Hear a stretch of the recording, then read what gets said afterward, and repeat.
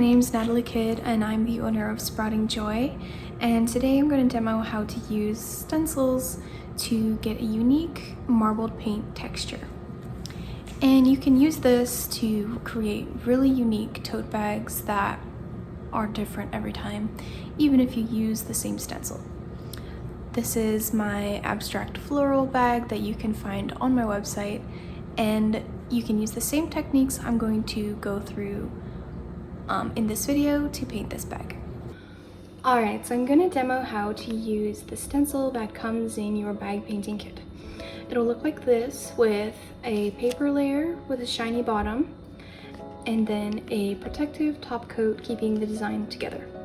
To use this, you're going to place it down where you want and then have an iron on the side set to 320 degrees Fahrenheit. If your iron doesn't tell you what temperature it is, start with a low temperature and try sticking down a corner before, and then slowly increase the temperature until it does stick. Now you're going to want to stick down a piece of paper on top of it to make sure it doesn't melt to your iron. I've already preheated my iron to the temperature I need. Go over it for a good couple of seconds until you think it'll be flat. Then go ahead and peel up your paper, and it should look something like this. And then you can go ahead and just iron over it one more time to make sure everything has stuck down completely.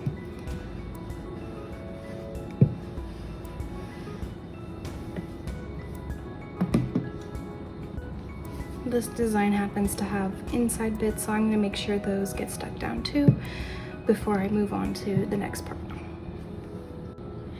After you've ironed on your design, just make sure that there's no lifted edges, that the paint can go underneath to kind of ruin your design. And then also you might want to put a piece of paper underneath to prevent any bleed through to the other side. Now, to get the marbled paint effect, you're actually going to want to use shaving cream. I know that sounds ridiculous, but it actually really helps create that marbled effect. And you can use a paper plate. This is just a piece of glass that I've taped off around the edges. You can use anything that you would use for paint. And then just go ahead and spray a layer onto your surface.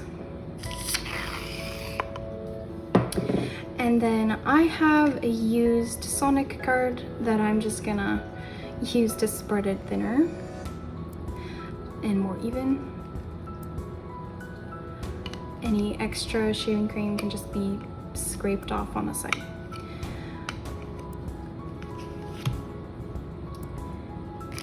And then for this, I'm gonna use some leftover paints I have from a different project, but your bag painting kit should come with pre-mixed paints. So you're just going to take a nice dollop of this. You can use a knife, the end of a chopstick, or anything like that. And then you're just going to kind of put little dollops on your shaving cream.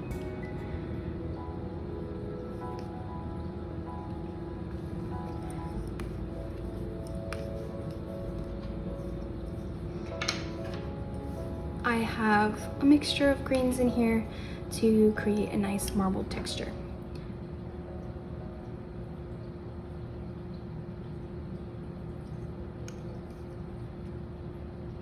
The nice thing about this is you don't have to worry about your paints getting contaminated because you do want a marbled effect in the end. And to create a little bit more variety in my colors, I'm actually going to add a little bit more yellow to add some variety.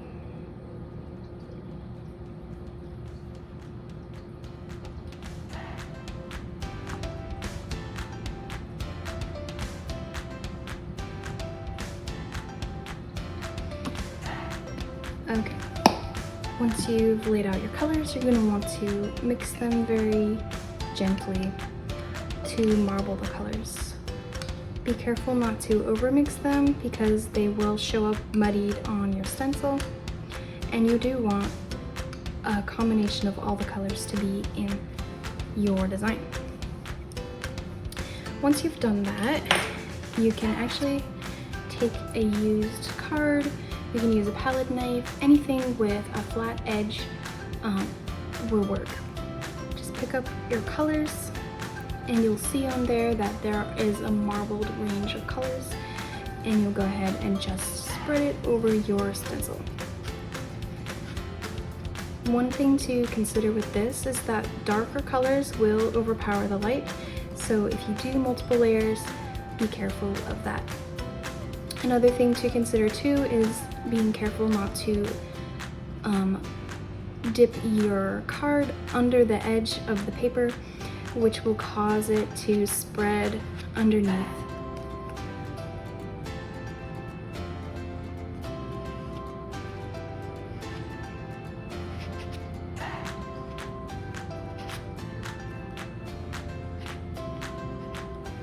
The best thing about this technique is that it's super easy, and I think anyone can do it really. And I think that's the best part. Every time you do it, it's gonna end up looking different, which is super fun. You can paint marble without shaving cream. It just turns out a little bit different. I can show you what that would look like. Alright, so here's a paper where I compare the two different techniques together. I marbled the paints together in a similar fashion without the shaving cream, and it creates a more mixed effect, and the paint will end up being thicker. It still works. You can see the marbling in here in the J especially. You just have to be careful not to overmix it, or you'll get this effect versus this. And then the bottom layer, I ended up using the shaving cream technique, and you can really see how the marbling happens, especially in this area right here. And I think that's because the shaving cream allows for the paint to spread out thinner, while giving you a little bit of negative space as well. In here, I kind of overmixed it because I didn't have enough color on my palette, but this is a good example of how the shaving cream marbling compares to just mixing it without the shaving cream. After you've finished painting, you're going to want to let it dry fully to prevent it from spreading onto other parts of your design or accidentally ruining the outline. You can use a hairdryer to speed that process up.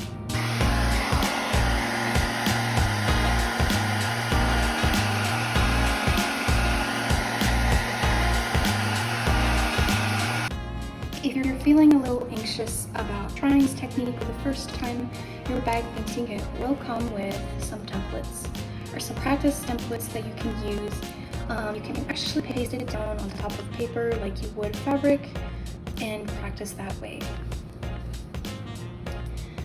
I think my stencil has dried. I'm just gonna touch it to make sure none of the color comes up, and then I'll peel it up.